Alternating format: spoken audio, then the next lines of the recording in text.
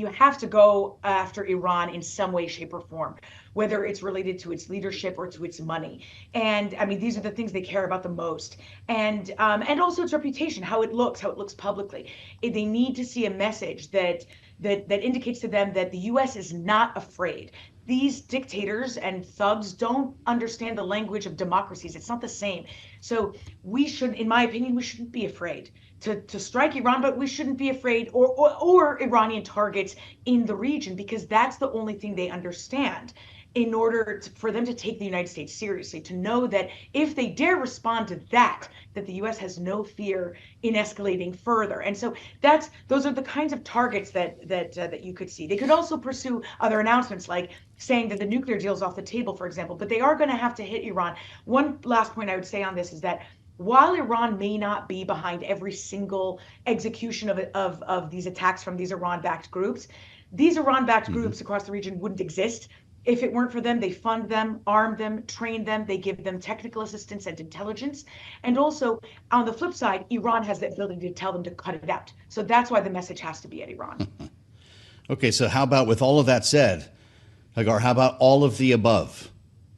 What odds would you put on an all of the above response to make a point from this administration?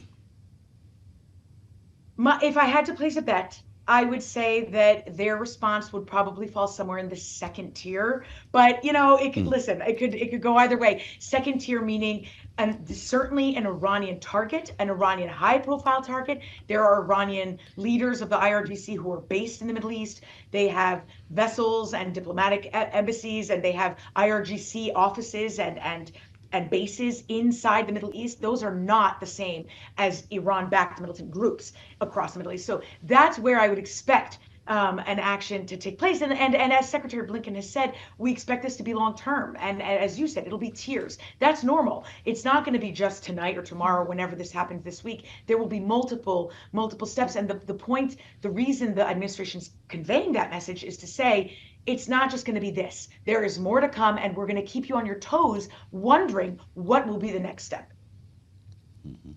And of course, this is a decision that the president is making or already has made. We're just waiting to see executed on. But can the U.S. really make this kind of call in isolation when a lot of the strikes it has been carrying out against Iranian proxies have been done in concert with the United Kingdom? Obviously, there's the wider maritime task force in the Red Sea, and the consideration as well of Arab allies like Saudi Arabia, who have been very reluctant to further provoke Iran proxies like the Houthis in particular because of the attacks they have seen from those groups. How does the U.S. need to think about the wider picture here and the other countries at play? I find the Middle Eastern leaders, all of them, including the Saudis, have been very weak, in my opinion, in pushing back on how Iran has messaged their views since October 7, how the Houthis have been behaving. The Houthis in particular, the Saudis themselves waged a 9-year brutal war against the Houthis. So for them to come off as weak as they've been, I find to be quite a disappointment. And listen, they have their own interests, of course. They're trying to manage their own public opinion while still advancing their national security and economic interests. So I can see where they're coming from. But the U.S., when it comes to a situation like this is an instance of self-defense. And the way the U.S. views it and the White House views it, and this is, by the way, why why the White House won't need congressional approval either, is because not only was this an act of self-defense, but whatever the response is specifically meant to eliminate the threat posed to U.S. presence in the region, which is why President Biden can take this decision as commander-in-chief without consulting Congress, maybe consulting, but not waiting for congressional approval.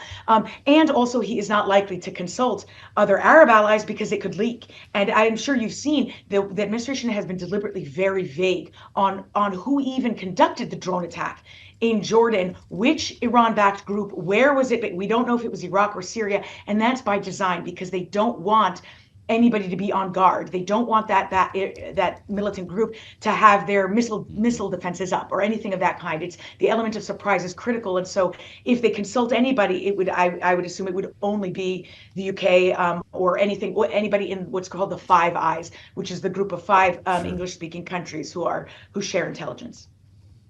You talk about the modeling that you would have been doing at the National Security Council in your time working for the Obama administration. Hagar, to what extent is proportionality modeled? We keep hearing that, we can't do this forever, responding to every drone attack with $1 million cruise missile. How do we manage this new age of warfare?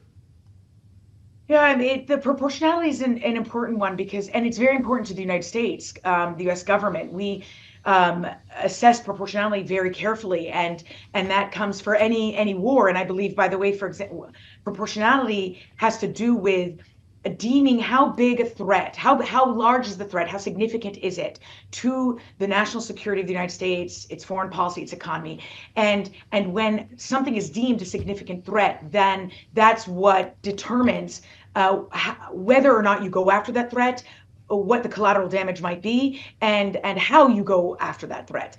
And there are threats that sometimes the U.S. doesn't go after because perhaps the collateral damage is too big for a threat that is not actually that significant.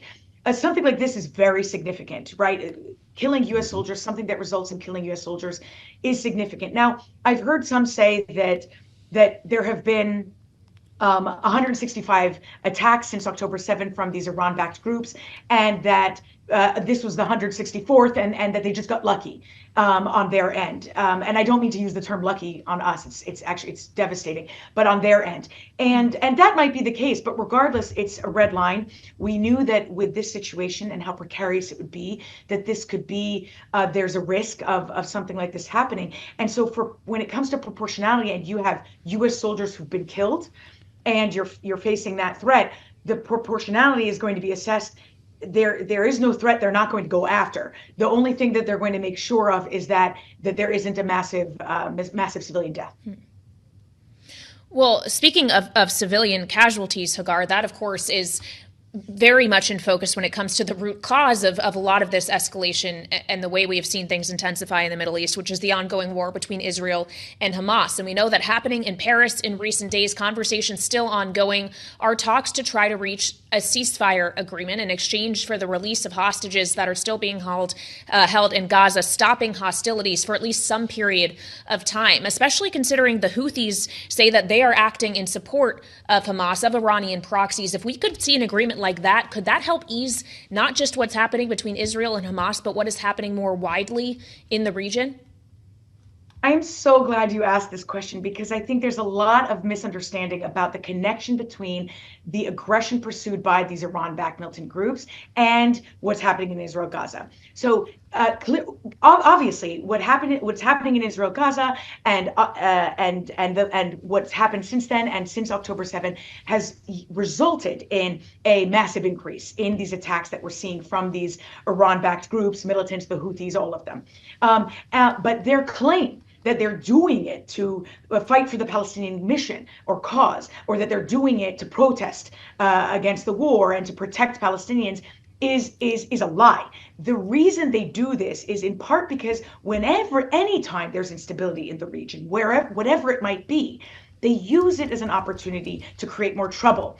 And the reason they do that is not only because they're troublemakers and they like to do that, but because it's how they gain legitimacy and notoriety. And reeling in a big fish like goading the United States into a war for them is massive. It would allow them to fundraise further, to recruit further, to get more notoriety publicly, to be back on the map, to have Iran look at them like the darling, And so that is why they pursue this type of behavior. And it's why they don't really care about goading the United States into a war, because they have nothing to lose. It's not about whether or not they'd win. They'd obviously lose. It's about putting them on the map.